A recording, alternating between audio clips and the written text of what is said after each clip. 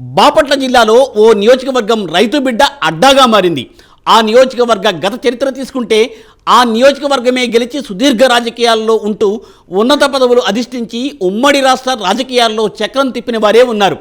కానీ గత 10 సంవత్సరాలుగా ఆ నియోజకవర్గ రైతు బిడ్డ అడ్డాగా ఉంది. రానున్న ఎన్నికల్లోనైనా ఆ రైతు బిడ్డకి అడ్డుగట్ట వేయగలరా?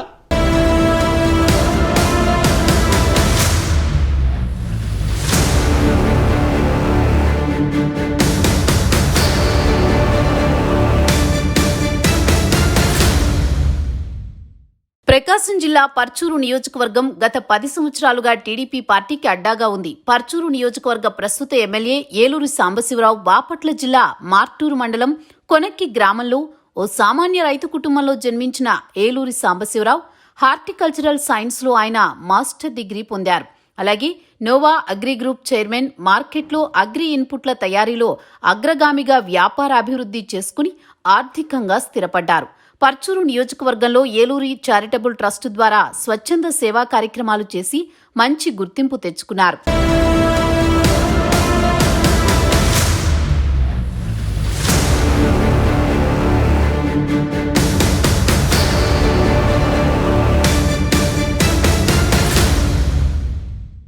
మరోవైపు 2014 ఎన్నికల్లో టీడీపీ అధినేత చంద్రబాబు ఇచ్చిన అవకాశంతో పర్చూరు నియోజకవర్గ రాజకీయాల్లోకి ప్రవేశించి టీడీపీ అభ్యర్థిగా బరిలో నిలిచి మాజీ మంత్రి జాగర్లమూడి పద్మావతి సమీప బంధువు అయిన వైసీపీ అభ్యర్థి గొట్టిపాటి భారత్పై విజయం సాధించి మొదటిసారి ఎమ్మెల్యేగా నియోజకవర్గ అభివృద్ధికి కృషి చేశారు. తదుపరి 2019 ఎన్నికల్లోనూ వైసీపీ అధినేత జగన్ గాలి వీస్తున్న తరుణంలో కూడా పర్చూరు నియోజకవర్గ వైసీపీ అభ్యర్థి అయిన ఎన్టీఆర్ అల్లుడు, ప్రస్తుత బీజేపీ ఏపీ రాష్ట్ర అధ్యక్షురాలు పురంధేశ్వరి భర్త సీనియర్ నాయకులు దగ్గుబాటి వెంకటేశ్వరరావుపై విజయం సాధించి మరలా ఎమ్మెల్యేగా ఉన్నారు. దీంతో ఏలూరు సాంబశివరావు రాజకీయ కుటుంబం కానప్పటికీ పర్చూరు నియోజకవర్గంలో గత 10 సంవత్సరాలుగా తన అడ్డాగా చేసుకోవడం అనేది ఆశ్చర్యం కలిగించక మానదు.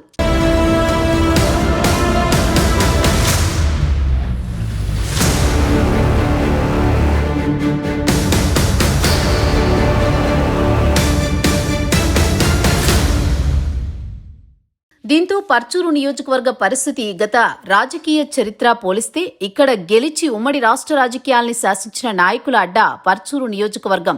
1967 నుంచి సుదీర్ఘకాల రాజకీయాలలో కొనసాగిన కాంగ్రెస్ సీనియర్ నాయకుడు గాదె వెంకటరెడ్డి ఈ నియోజకవర్గానికి ప్రాతినిధ్యం వహించి ఉమ్మడి రాష్ట్ర రాజకీయాల్లో ఉన్నత పదవులు అధిష్ఠించారు.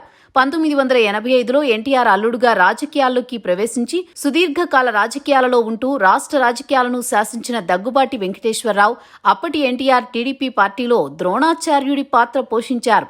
ఈ నేత రాష్ట్రంలో, జిల్లాలోనూ ఎందరో రాజకీయ నాయకుల్ని చేసిన ఘనత ఉంది.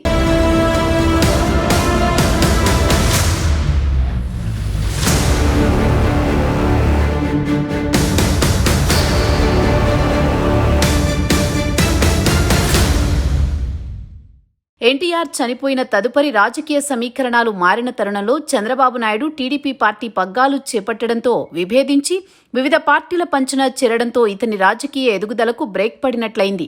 1999లో జాగర్లమూడి పద్మావతి కూడా ఈ నియోజకవర్గంలో గెలిచి మొదటిసారి ఉమ్మడి రాష్ట్రంలో మంత్రి పదవి అధిష్ఠించారు.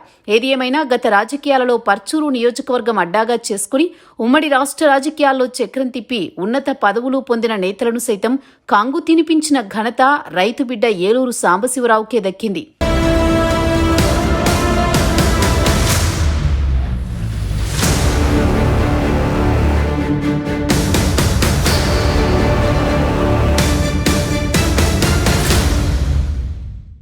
గత 10 సంవత్సరాలుగా వైసీపీ పార్టీకి నిలకడలేని నాయకత్వం ఉండడంతో ప్రస్తుతం పర్చూరు నియోజకవర్గ వైసీపీ ఇన్ఛార్జ్ ఆమంచి కృష్ణమోహన్ కూడా గాడి తప్పిన పార్టీని గాడిలో పెట్టుకుని మాత్రమే నియోజకవర్గ ఇన్ఛార్జి బాధ్యతలు తీసుకోవడం జరిగిన నేపథ్యంలో వైసీపీ అధినేత జగన్ రానున్న ఎన్నికల్లోనైనా నియోజకవర్గంలో వైసీపీ జెండా ఎగురవేయాలనే ప్రయత్నంలో ఉన్నట్టు తెలుస్తోంది. చూడాలి మరి. ఏదేమైనా అతి త్వరలో రానున్న ఎన్నికల్లో రైతు బిడ్డ ఏలూరికి అడ్డుకట్ట వేయగలరేమో చూద్దాం.